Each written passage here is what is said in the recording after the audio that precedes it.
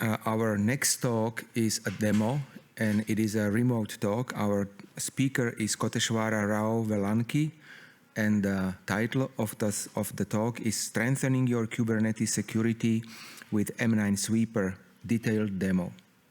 With that, I will give you Koteswara. Hello. So, can you all hear me? Okay. So, good afternoon, good evening, and good morning to your ladies and gentlemen. Welcome to the KCD Czech and Slovakia. So, as it is a virtual thing, so I can't able to communicate more of you people. So keep the energy for 30 more minutes. I'll promise you, you'll not regret it. With that, let's just start about myself. I'm Vellanki. I'm working as a DevOps engineer for Adobe through EST Global. And I'm also one of the open source contributors of m9sweeper. So this is our tool which we'll be getting to know today. So let's get started. I'll share my screen and let's just start it with our presentation. So you can see my screen, right? Okay, cool. So a simple agenda. So we'll be looking into introduction, importance of Kubernetes security, the Bratislava Castle problem. I'll talk more about it in presentation. And for the problem, obviously we need one solution. So I'll be unveiling a solution. And finally, we have a surprise. If time permits, we'll talk about best practices. So that is a simple agenda we have. Okay, so introduction, right? So first of all, I wanted to take some time here to introduce you all about like what is Kubernetes security, why it is important, this, that. I started preparing this traditional way of slide. So then I realized that like, okay, hold on. So what I'm doing, it's a KCD conference and this is happening very wonderful manner. And all the people who are attending this might have knowledge about Kubernetes and the stuff, and they are here to explore the new things on the security, right? Again, if I start from like what, why, and all the traditional stuff, it won't feel good, right? To be put in an example, you're feeling too much hungry and you went to pizza shop. Then I came to you and started telling like how to eat pizza. Funny, right? So that is where I thought of going a bit forward from this traditional way of approaching. And let's get straight away look into the problem. So nowadays, like all the Kubernetes cluster, right, according to some recent surveys, more than 80% of the Kubernetes clusters have at least one security misconfiguration. 80% is not a small thing; it's a huge, right? So we need to find some solutions regarding this problem. So that is what the problem statement we have today. So then comes the Bratislava Castle problem. Okay, you may say, Koti, wait a moment. We are talking about Kubernetes security, right? Why this Bratislava Castle came into picture? Okay, I'll put the context. Every time when I present a talk, right, anywhere, like with a small meetup or a larger conferences like this, every time when I present talk, I'll try to provide some real life examples to understand the technical problem and to reach beginners to all levels. So in the same way, so a quick story behind this problem. So first time when I heard about this KCD Czech and Slovakia event, uh, I got to know like, okay, there are a lot of things are happening. Okay. So then if I was about to present something here, like how can I explain? How can I simplify my problem here? So I found and I tried multiple ways. So I finally I find the uniqueness of the Slovakia. So what is that? So Slovakia is a place which is famous for one of the finest castles on the earth itself. So okay, this sounds interesting, and with the best. So Bratislava Castle is best of the best. So that is where the point came in. So when when I heard about this Bratislava Castle and the whole castle, culture and the prominence of the castles in Slovakia, I felt that okay, why can't I link our Kubernetes cluster security to Bratislava Castle security? So that is why today our problem is not only Kubernetes security problem, we'll relate it to Bratislava Castle problem, and then we'll understand Kubernetes security problem. So that is the stage we are setting up. Okay. So you may feel like, okay, still you may miss connecting one dot. So I'll tell you why it is that important. The main reason I took this is, right, so when you say castle means it will have very highly valuable assets, rare objects, monuments, name, fame, and a global level. All these things it will carry. So same thing when you come to Kubernetes cluster security, right? It will also have a highly valuable data, insanely sensitive information. It all carries in our cluster. Imagine a case when something happened to your cluster and your data got exposed. What kind of things we are going to face in our organization brand, reputation, and that stuff, right? So that is where this the main reason for linking these two is that. Okay.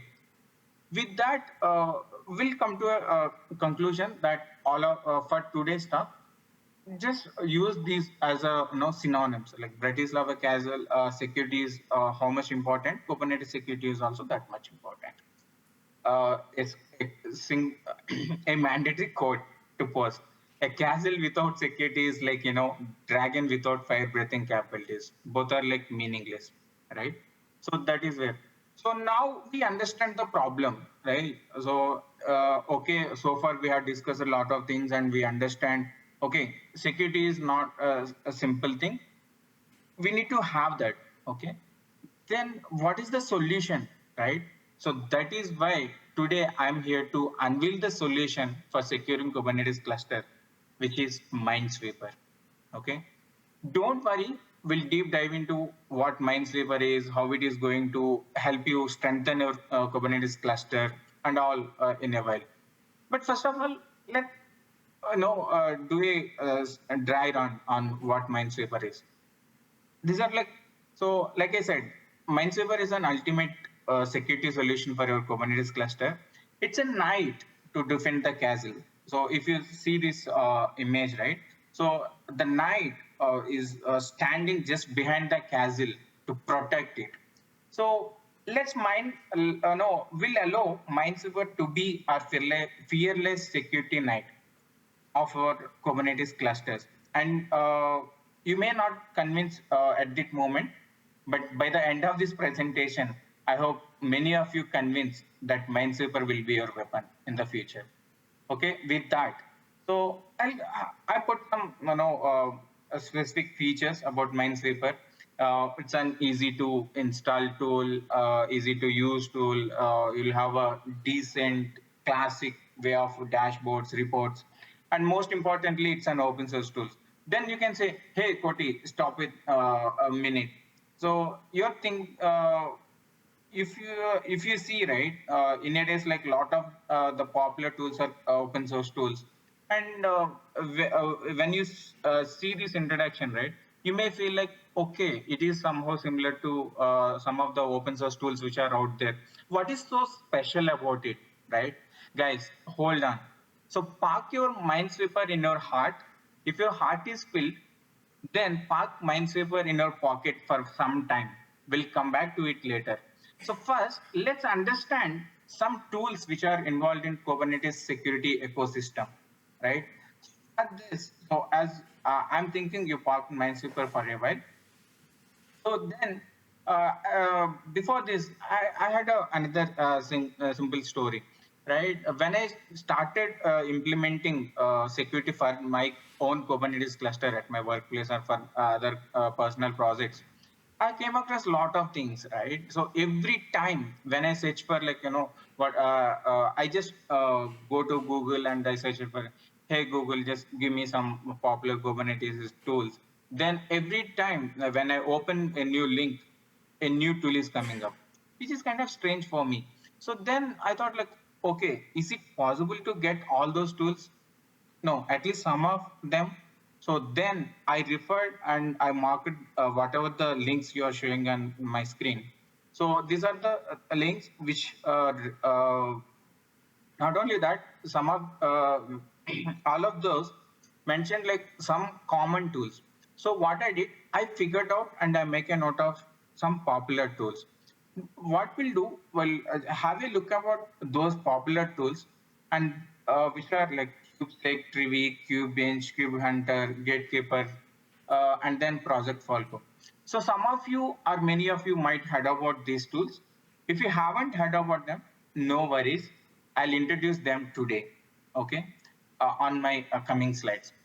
So now what we'll do, we'll understand the purpose of these 6 tools one by one, and then we'll see how it is related to our tool, okay? So with that, we'll start with Kubernetes. So imagine, if you remember our theory of relating our Kubernetes security to the Bratislava Castle, right? So if you have a castle, you'll have a rules book, right? So like whenever somebody is trying to get into the castle, who are allowed, who are not allowed, what time it will be open, when it is closed, right? What are the precautions when you are entering into some places or when you are dealing with some things? What are the factors you need to remember? So those kind of things are written in a rule book. CubeSec will also work in the same way. It's kind of rule book. You may ask why it is important. Why it is important? Because so approximately 60% of Kubernetes security incidents are happening due to misconfigured deployments. So when you use CubeSec, what you can do is you can scan your pods once you deploy it. If you don't want to do that before deploying itself, like you can directly scan your YAML file. You can put YAML file as an input to CubeSec, and then you can get the results. What it will do, the wonderful thing about it is it will give you the score. Okay, for this configuration, as per the standards, this is the score. If you score, if your score is too low, it means what it is very problematic to deploy, so the deployment fails. Okay, and next comes the Trivi. So Trivi is kind of, in a castle, you'll have a kitchen, right? So in kitchen, so the Trivi acts like a chef. So when you have chef in the kitchen, what he'll do? He'll go there and he'll check each and every ingredient, what is there and what is good, whether something is going, expiring. So all this stuff, how he'll inspects, right? On the same way Trivi will work. Again, the same question, why Trivi is important? Over 70% of container images which are out there having at least one known vulnerability in the form of CVEs. So every vulnerability which is out there will have a CVE. Okay. So that once somebody knows that your cluster is having this particular CVE vulnerability, they can exploit that, right? So what Trivi will do, Trivi will scan these images, which are whether it can be in local registries, whether it is Amazon Elastic Container Registry or Azure Container Registry or anywhere. So if you have container image, it will scan and it will give you a proper report, about including CVE IDs. So that is how it will be helpful. Okay. Next comes the Kube-Bench. So in our castle theory, right, Kube-Bench is kind of king's inspector, or one special officer, you can say. So how a special officer works? What will he'll follow? He'll set the security standards, right? So everybody who is visiting that castle has to follow these particular rules, right? In the same way, Kube-Bench also works. So again, the problem. So why we need Kube-Bench? because less than 30% of Kubernetes clusters are passing the basic, basic, not the extreme level, basic CH benchmark test. So using Kube-Bench, right, you will have a set of rules or CAS benchmarks, whether it can be NAST 800, etc., etc. So when the standard is set, whether your cluster configuration is matching with that or it is failing, it will assess that and it will generate a report. So that is how Kube-Bench is helpful. Okay. Then comes the Cube Hunter. So Cube Hunter, in our Castle theory, Cube Hunter is kind of detective, right? Not kind of secret agent. So within our castle, so what he'll do, he'll act like as an intruder. He'll walk across and he'll just check what are the weak points in our castle. In the same way, Cube Hunter also works. Again, the same question: why Cube Hunter is important? So 76% of security breaches which are happening due to unauthorized access and compromised secrets. If you allow Cube Hunter to your cluster, it will proactively identify like what are the security weaknesses, like which gate is open or which port in our environment, which port is open. So is there any chance of compromising? So it will go in detail and it will launch virtual attacks within our cluster to get that configuration right. Once it get, and it will also generate the report. So that is how Cube Hunter will work. Okay, finally. So now we have a gatekeeper. Gatekeeper is something like a watchman, we can say, to our castle. So what watchman will do? Whenever somebody is entering to our castle, right? So they need to have, they need to have proper permissions and proper authorization, authentications, all those things. Like when you are authorized to enter into the castle, that doesn't mean you're allowed to each and every place inside the castle, right? So till where their permissions are defined, so it will work on that way. So again, why it is important? Because 82% of the Kubernetes breaches are caused by access related issue. So always we need to keep in mind that we need to have a least privilege principle. So we can't give away access, which is not required. So that is where this can be ensured using gatekeeper. For example, if I want to put it in an example, you're trying to create a pod in our cluster, and you provided a policy telling that you need to have a label to create a pod. Somebody trying to create a pod without putting the label. So then gatekeeper will stop and say, hey, you are not allowed to do that. It's a policy violation because you are not mentioning the label. So that kind of warnings it will give. And that is where will be make sure that our access is proper. And if it is not, then it is not going to allow to create any resource. So that is about a gatekeeper. So now finally Project Falco, right? Project Falco is kind of detective in our environment. So usually, like how detective will do, he'll monitor each and every moment of the entire thing. So it's not like one particular case, one particular gate or something. So he'll do a detailed survey on the intruder, about intruders, who is coming, who is going, how his actions, all those stuff he'll do. So again, why it is important? So there are some reports telling that real-time detection by Project Falco can reduce up to the breaches by up to 80%. So this is very prominent and it is very widely used. Okay, and this is also like we'll also say like it's a runtime security threat as well. Okay, it will anytime when your cluster is running and when the new pod is getting deployed, you can scan those and you can get the reports and everything can be done, right? So this is about Project Falco. So now, okay, now so far we understood like, okay, what are the popular tools out there? Then you may ask me again, Koti, stop. Like, we are not deviating because you said Minesweeper is a wonderful tool. And then you are telling like, okay, there are some other popular tools which you found in our research. And then you are explaining all those. Wait a second. So till now, what we have done is like we understood like what are the popular tools, whether CubeSec, Trivi, Kube-Bench, KubeHunter, all those 6 tools, right? These are the 6 tools: CubeSec, Trivi, Kube-Bench, KubeHunter, Gatekeeper, Project Falco. So these are the tools which will come across in your journey, right? Now the surprise.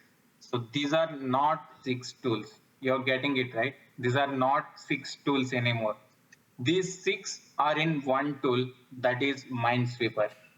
So the most fancy 6-in-1 tool, which is for Kubernetes security. Okay. So, okay, you agreed that Minesweeper is something and you wanted to explore it. How you can get your own version of Minesweeper, right? So these are the few basic prerequisites if you want, Minesweeper in your cluster. So basically, you need one K8 cluster, which is a basic one, and then you need to Helm package manager, because all the tools which were talked about, KubeHunter, Kube-Bench, all those 6 tools, you can install with one single click using Helm package manager. So that is the reason we need Helm. So, and then you need to have a sufficient permission to create the resources, and then obviously internet connection. Finally, and importantly, interest to explore. If you have these 5 things with you, you can get started with Minesweeper right away. And it is open source. Again, I'm iterating. Anybody can utilize, anybody can customize, and anybody can contribute. So it's an open source one. So with that, so we'll get into some quick demo, and then we'll see about the best practices if time permits, right? So are we good? We'll go for demo. Okay. So as soon as you log in, right? So once you log in to Minesweeper, this kind of dashboards will get. Okay, for me, all the environment setup has been done, and it's a multi-cluster, and then it's a multi-cluster platform. So you can have n number of clusters and n number of cluster groups. For example, you're having multiple workloads in dev and production and QE.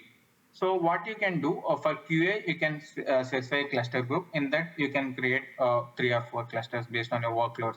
And then for dev one, for prod one, like that you can do. So for like as this a demo purpose, so we are running workloads on dev cluster group. So in that, I have a cluster called Minesweeper dev.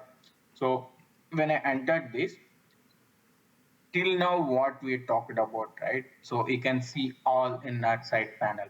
So Gatekeeper is there, KubeSec is there, KubeHunter is there, KubeBench is there, Falco is there, and then reports are there. We'll quickly go walk through one by one. So as soon as you go in, right, the first section is the summary thing.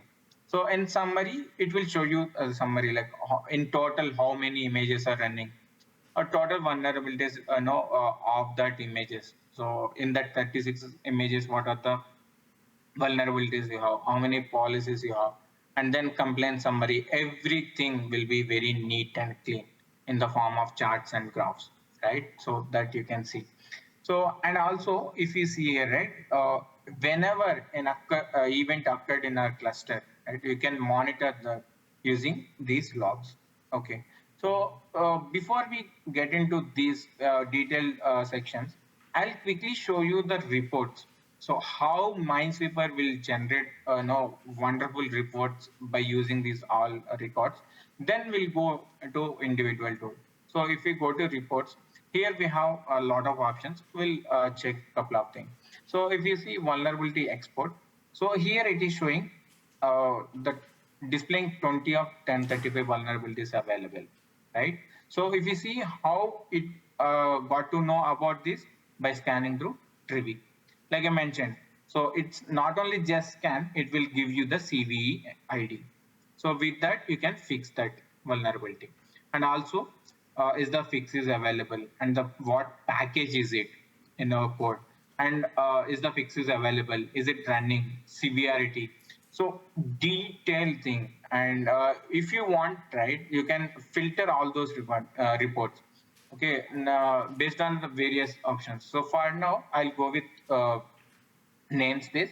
I'll just click Falco. So previously we are seeing all the Minesweeper dev namespaces one. So for now, I'm just filtering only Falco one. So what I'll do, I'll just select Falco. Okay. Yeah, give me a second. So, and then I'll just say search, right? Now, whatever the vulnerabilities you see, everything related to Falco. Previously, we have 1035. Now we have 112 vulnerabilities, which are related to Falco namespace. So there are multiple filter options. So fix available, security levels, measure, low, medium, major, and based on date, you can filter anything. So, right. So that is about vulnerability export. So again, I'll go back and I'll show you vulnerability visualization, right?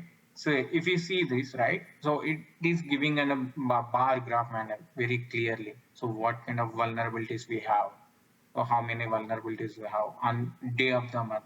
So man, 23, April 23, how many vulnerabilities we have. So when somebody, right, some manager or some senior people look into these graphs, it is easy to identify them. Like, okay, so last month on this date, I have these many vulnerabilities. So gradually it is reducing or increasing. So those kind of insights will get it, very quickly. So that kind of, this is about this. Again, for every dashboard, right, we have proper filters based on namespace, based on dates, everything can be done. So if one more thing I'll show you. So that is about worst CVE by image. Okay. So this is again about the same start date and date filters are there, namespace filtering you can do. And then here you will find images based on the worst CVE. So which is highly triggerable. So those kind of things we have. So you can explore it in deep. So with that, I'll just quickly walk through the options we have, right? So again, so cluster info, where your cluster configuration will be there. You can update, edit, all those things you can do. And then images, it will show you what are the images you have in your cluster, right? So how many images we have and where it is pulled, all those things. So in workloads, you'll have same images based on the namespaces. If you click on Falco namespace, in there we have 3 pods running. So like that, we can get to all these details in the workloads. Then gatekeeper. So like we talked about, right? So in this is one such thing I talked about. So that it is telling K8's required labels. So if we, which means the policy is defined that it required labels. So if we didn't mention anything, it will come under violations. If you see 21 violations, why it is violating, become as violation, you must provide labels. You are not provided labels. That is the reason you are not able to create the resource. So similarly, keeps it. Like I said, if you want, you can upload a YAML file and you can select the, check the vulnerabilities. If not, you can directly select the pods from a cluster and then namespace. So if I take default namespace and then select pod, okay, in that no pods are there. So I'll select gatekeeper. So in that I can select the pod and I can run kubesec. So once I do that, it will give you a detailed report like what is the score. If it is green, which means okay, we are good to go.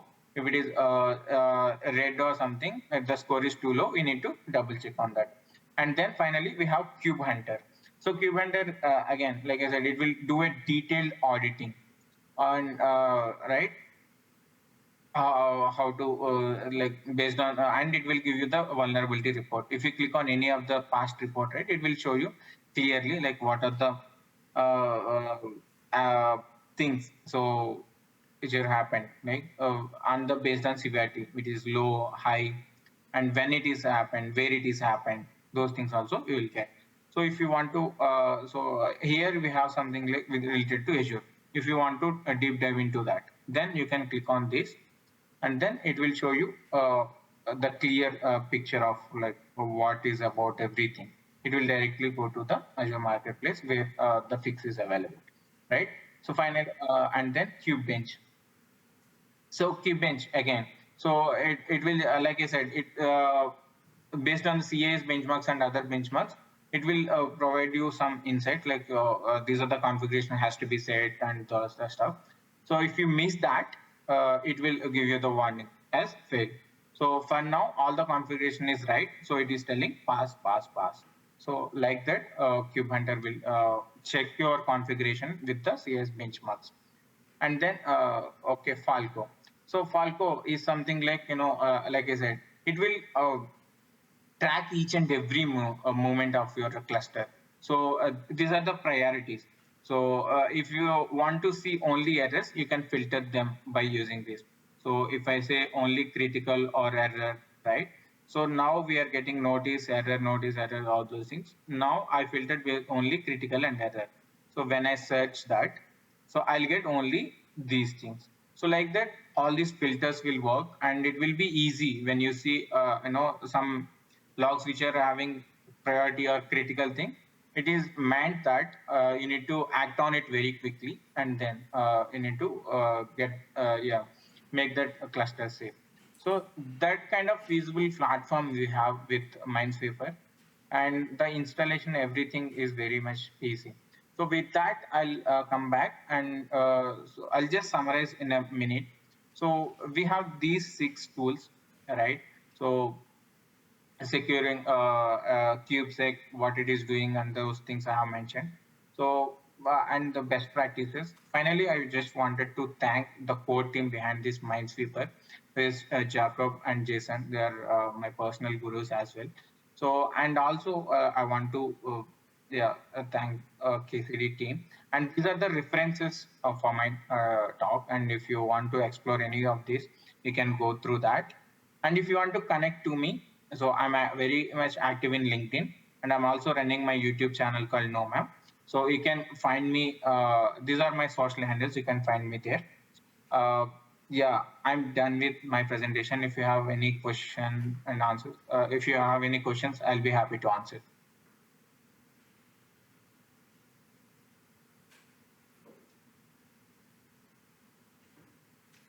Sure, sure.